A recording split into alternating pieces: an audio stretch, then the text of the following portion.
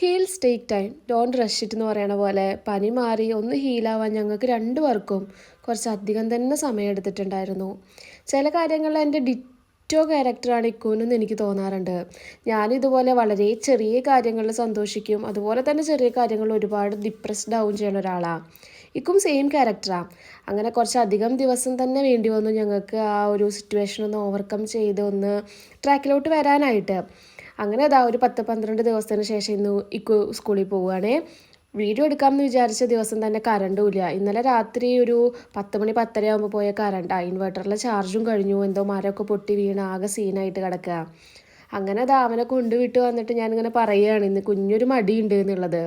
ഇന്ന് ദോശയാണ് ബ്രേക്ക്ഫാസ്റ്റ്. ചമ്മന്തി അരയ്ക്കാൻ കറണ്ട് ഇല്ലാത്തതുകൊണ്ട് ഉള്ളിയും തക്കാളിയൊക്കെ കൂടി വരട്ടി ഒരു കറി ഉണ്ടാക്കാമെന്ന് വിചാരിച്ചു.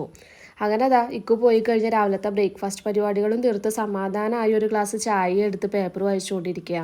ചില സമയത്ത് തോന്നാറുണ്ട് കുറച്ച് ടൈം എടുത്ത് സമാധാനമായിട്ട് ജീവിച്ചാൽ മതി, ഓടിപ്പിടിച്ച് എല്ലാം കൂടി നേടിയെടുത്ത് എങ്ങോട്ടും പോകാനൊന്നുമില്ലല്ലോ എന്ന്. പക്ഷെ പണ്ട് ജോലി ഉണ്ടായിരുന്ന സമയത്തൊന്നും ഇങ്ങനെ അല്ലായിരുന്നു കേട്ടോ.